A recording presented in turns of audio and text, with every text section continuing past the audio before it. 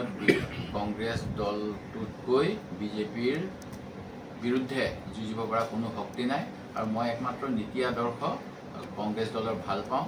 জন্মগতভাৱে মই কংগ্ৰেছৰ ঘৰত জন্ম হৈছোঁ। মোৰ দেউতাই এটা সময়ত ছ'চিয়েলিষ্ট পাৰ্টি কৰিছিল। মোৰ জন্মৰ আগতেই কংগ্ৰেছলৈ আহিছে। সেই গতিকে মই জন্মসূত্ৰে কংগ্ৰেছী আৰু মই কংগ্ৰেছ দল ত্যাগ কৰি বিজেপিৰ এটিম বিটিম হোৱাৰ প্ৰশ্নই নুঠে। এইটো এটা মোক মানে ষড়যন্ত্ৰ কৰি অপদস্থ কৰিবলৈ তেওঁ চেষ্টা কৰা বুলিয়ে মই অভিহিত কৰিম। এতিয়া কথাটো হ'ল অন্য কেইটামান কথাও এই নিশ্চয় প্ৰাসংগিক হ'ব যে আমাৰ বিষয়ে মুখ্যমন্ত্ৰী ডাঙৰীয়াই কৈছে যে কংগ্ৰেছে পোষ্টাৰো ছপাব দিব পৰা নাই, কংগ্ৰেছৰ পইচা নাই, কংগ্ৰেছে কেনেকৈ নিৰ্বাচন খেলিছে। এইবিলাক কথা কৈ আমাক মুখ্যমন্ত্ৰীয়ে সঁচা কথাটোৱে কৈছে। যোৱা 10 বছৰ শাসক পক্ষৰ অত্যাচাৰ, শাসক পক্ষৰ প্ৰলোভন, শাসক পক্ষৰ ভাবুকিৰ বিপৰীতে আমি কংগ্ৰেছীসকলে অসমত তৃণমূল পৰ্যায়ৰ পৰা ৰাজ্যিক পৰ্যায়লৈ কংগ্ৰেছ দলৰ হৈ ৰাইজৰ হৈ কাম কৰি আহিছোঁ। আমি কি বৰ্তমান সময়ত যিটো ৰাজনৈতিকভাৱে একনায়কত্ববাদ, one nation, one religion, one election আৰু কিজানি ওৱান পাৰ্টিও তেওঁলোকৰ লক্ষ্য, এই সময়ত এনেকুৱা মাল্টি পাৰ্টি কৰাটো কিমান দিগদাৰ এই কথাটো আমি বিৰোধী দলত থকাসকলে স্পষ্টভাৱে জানো, আমাৰ অনুভৱ আছে। তেনে সময়ত স্পষ্টভাৱে অখিল গগৈ ডাঙৰীয়াৰ ৰাজনৈতিক দলটোৱে যিমানবিলাক বৃহৎ বৃহৎ সমাৱেশ কৰিছে, তেখেতসকলৰ দলৰ জিলা পৰিষদ খেলিবলৈ যেনেধৰণেৰে পইচা দিব পাৰিছে, প্ৰতি সমষ্টিত মোক অখিল গগৈ ডাঙৰীয়াই নিজেই কোৱা মতে তেখেতে মোক কিবা এটা কৈছিল, তেতিয়া কৈছিল যে আমি সকলোকে ফাইনেন্স কৰিছোঁ।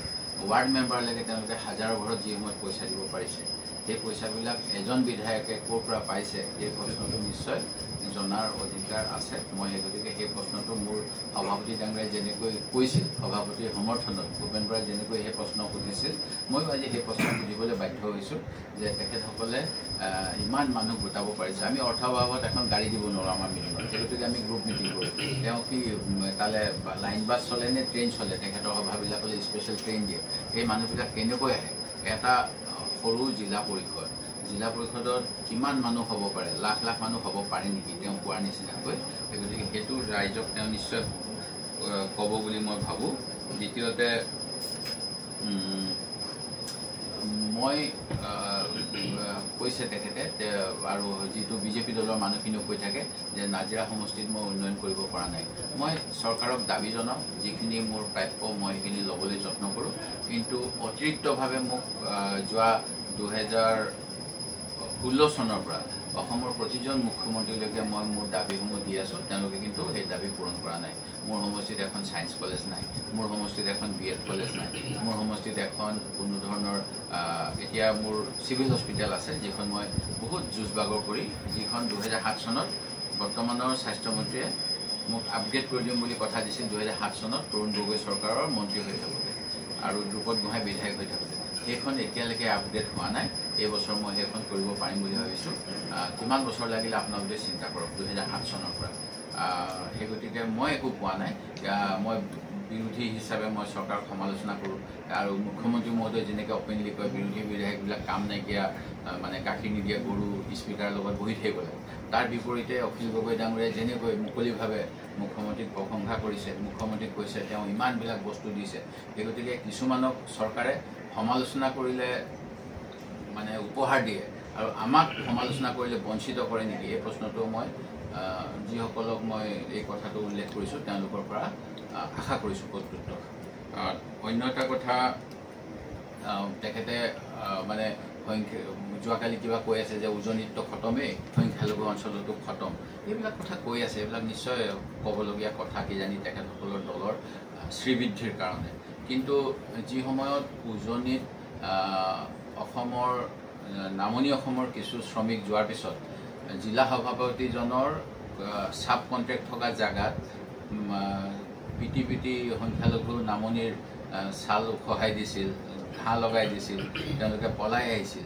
সেইখিনি সময়ত এতিয়া সংখ্যালঘু অঞ্চলৰ ভোট বিচাৰি কংগ্ৰেছক বদনাম কৰি থকা অখিল গগৈ ডাঙৰীয়াই কিমান তেওঁলোকৰ সমৰ্থনত মাত মাতিছিল বিধানসভাৰ ভিতৰত বা বাহিৰত এই প্ৰশ্নটো মই জানিব বিচাৰিছোঁ কাৰণ এতিয়া তেখেতে সংখ্যালঘু দৰত দেখাইছে সেইখিনি সময়ত যেতিয়া ভাৰতীয় নাগৰিকসকলক এনেকৈ অত্যাচাৰ কৰা হৈছিল তেখেতে কিবা কৈছিল নেকি এই কথাটো তেখেতে নিশ্চয় ক'ব আৰু তেতিয়া ৰাইজে তেওঁক নিশ্চয় ভাবিব কংগ্ৰেছতকৈ তেওঁৰ দলটোৱে এটলিষ্ট ভাৰতীয় নাগৰিক সংখ্যালঘুসকলৰ কাৰণে মাত মাতিছে অনুৰূপ ধৰণেৰে মই ক'ব বিচাৰোঁ যে যোৱা সময়ছোৱাত ভোটৰ অধিকাৰ অহাৰ পৰাই মই কংগ্ৰেছ দলত যিহেতু জন্মতে কংগ্ৰেছী সদায় ভোট দি আছোঁ আৰু মই দিও থাকিম আৰু মই দলৰ কাৰণে কামো কৰিম কিন্তু অখিল গগৈ ডাঙৰীয়াই 2014 চনত বিজেপিক ভোট দিবলৈ আহ্বান কৰি অসমলৈ বিজেপিৰ বৰপীৰা দিয়া নাছিল নেকি আৰু তেখেতে নীতি আদৰ্শৰ ভিত্তিত দল কৰে নে আমাৰ লগত আছে নে অন্য কিবা কাৰণে আছে এই কথাবিলাকো স্পষ্ট কৰিব লাগে কাৰণ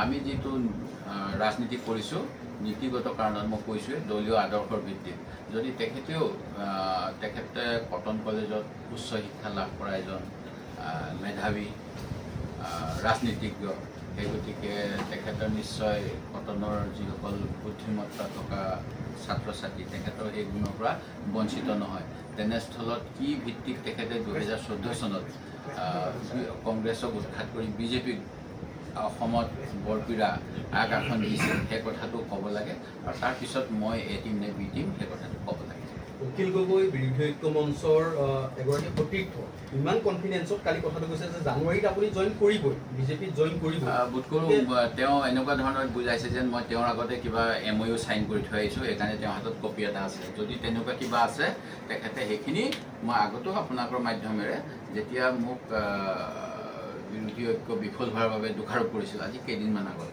মই সেইখিনি সময়ত আপোনালোকক কৈছিলোঁ তেনেকুৱা কিবা থাকিলে আপোনালোকৰ মাধ্যমেৰে আহ্বান তেখেতে কি প্ৰমাণ আছে দিয়ক মই ৰাজহুৱা জীৱনেই অৱসৰ